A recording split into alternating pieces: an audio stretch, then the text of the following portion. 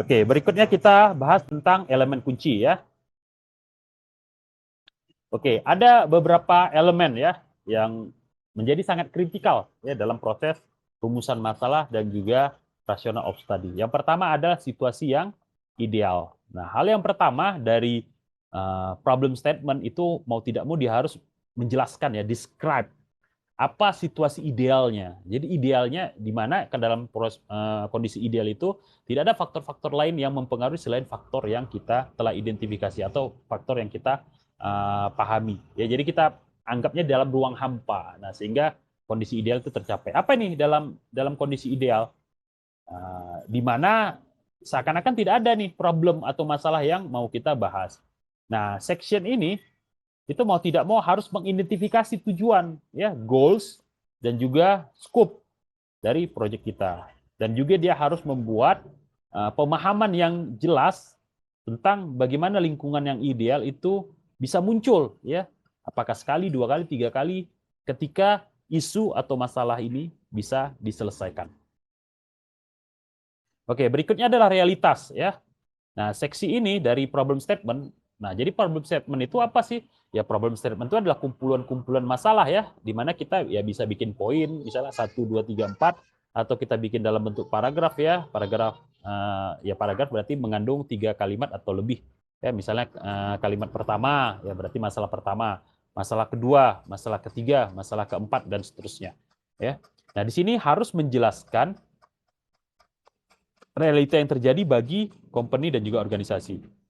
Kemudian section ini juga mengidentifikasi apa itu yang problem, terus kemudian kenapa dia menjadi problem, dan kita mengidentifikasikan siapa yang terkena dampak dari problem tersebut. Dan juga harus menjelaskan kapannya dan di mana problem tersebut diidentifikasi. Nah, jadi yang harus ada dalam ini salah satu contoh ya, sebenarnya bisa fleksibel tergantung keperluan, tapi secara default ya dalam proposal ini kita harus menjelaskan situasi idealnya apa. Nah, setelah situasi ideal berarti kamu ngomongin sesuatu yang tidak ideal. Berarti apa itu? Realitas yang terjadi di perusahaan ataupun di organisasi tersebut. Nah, baru kemudian konsekuensi. Ya, jadi harus ada nih elemen ini dalam problem statementmu. Konsekuensinya apa? Ya. Nah, di sini kamu harus jelaskan ya efek dari problem tersebut. Terus kemudian jelaskan bagaimana orang terkena impact tersebut. Ya, berapa banyak kira-kira, berapa besar impact-nya. Terus kemudian, nah ini contoh ya, seperti waktu hilang, uang hilang, sumber daya hilang, ininya hilang, competitive advantage, produktivitas hilang, dan lain sebagainya. Oke, baru yang terakhir propose. Apa yang kamu propose? Apa yang kamu tawarkan? Ya. Nah, dalam section ini, problem statement bisa saja memiliki beberapa solusi-solusi ya, kemungkinan-kemungkinan solusi kepada problem ya, problem yang kita sudah identifikasi di awal. Tapi sangat penting dipahami ya atau diingat bahwa sesungguhnya sebenarnya kita nggak perlu dalam proses proposal ini ya, dalam elemen proposal ini untuk mengidentifikasikan spesifik solusi. Jadi tidak ada kepentingan kalau mau diidentifikasi boleh saja gitu. Misalnya karena penelitian yang telah dilakukan sebelum ini ya cenderungnya solusinya arahnya ke sini gitu. Nah, kita menawarkan hal yang serupa. Itu sah-sah saja ya, tapi ujung-ujungnya penelitian kita ini harus digunakan untuk membuktikan apakah solusi tersebut valid atau tidak. Kemudian tujuan dari proposal itu mau tidak mau ya harus menuntun ya tim-tim project tentang bagaimana mereka melakukan penelitian, menginvestigasinya dan juga menyelesaikan problem-problem yang terjadi.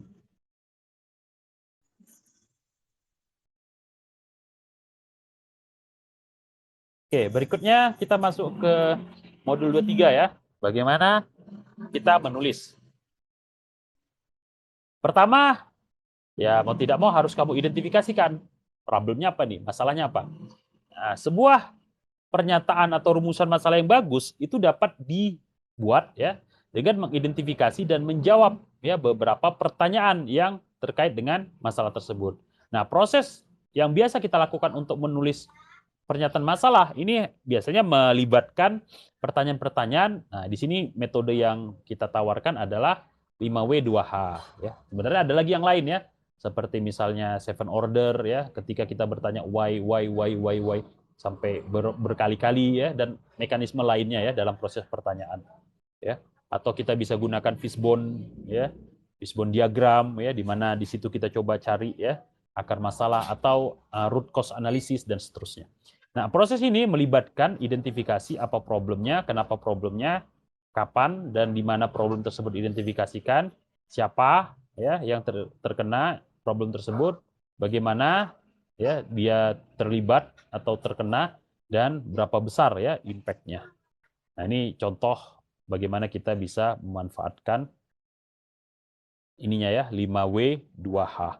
Ya, ini what, why, when, who, and how. Ya, 1, 2, 3, 4, 5, 6. Ya. Ada satu lagi nih, ya.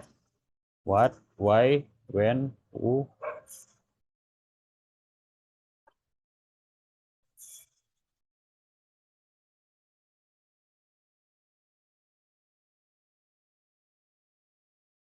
Oh, ada whose, ya. Yang belum, ya, whose.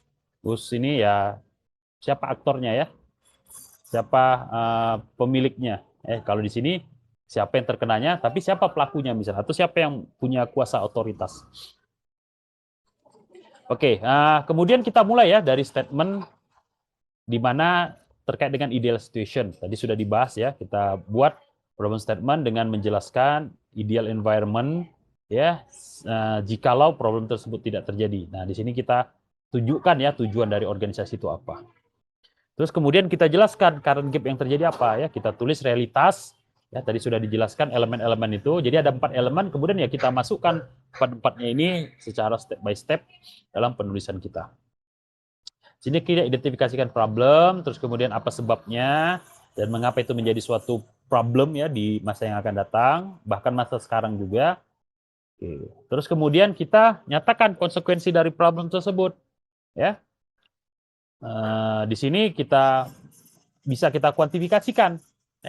Nah, ini salah satu metode yang sering, ya, atau yang jamak dipakai oleh beberapa peneliti. Atau kita coba melakukan wawancara awal gitu, atau kita coba lakukan wawancara kecil-kecilan, ya, kepada sampel-sampel atau kepada orang-orang, ya, yang bisa saja nanti memberikan gambaran, ya, bagaimana masalah tersebut terjadi.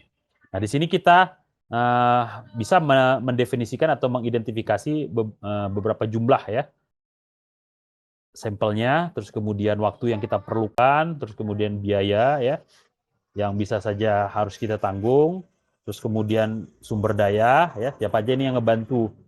Terus juga, nah ini di sini harus konkret, ya, jadi jangan garis besarnya, karena kalau udah garis besar, khawatirnya malah nanti exit, ya, apa yang kita jangkakan. Jadi dari awal kita sudah konkret, sehingga ketika misalnya kurang, kita bisa lakukan penghematan atau penyesuaian dengan penelitian kita. Intinya adalah kita dapat jawaban, ya, dan untuk dapat jawaban, untuk dapat solusi, itu perlu mekanisme yang pas, ya, yang sejalan. Terus setelah itu baru kita propose, ya, solusinya dengan membahas atau mendiskusikan problem tersebut. Sini kita identifikasikan, ya, bagaimana perusahaan tersebut atau organisasi tersebut akan membuat progres terkait dengan atau terhadap menjangkakan, ya, atau mencapai tujuannya dan memenuhi, ya, ideal environment. Ya, contoh misalnya dalam maturity level, ya, pasti idealnya 5, ya. Tapi bisa saja perusahaannya cuma berada di posisi 3 dan 2. Dan sehingga kita harus muncul dalam pemahaman kita atau dalam strategi kita untuk solusinya, gimana caranya supaya bisa mengantarkan perusahaan ini di level maturity yang kelima.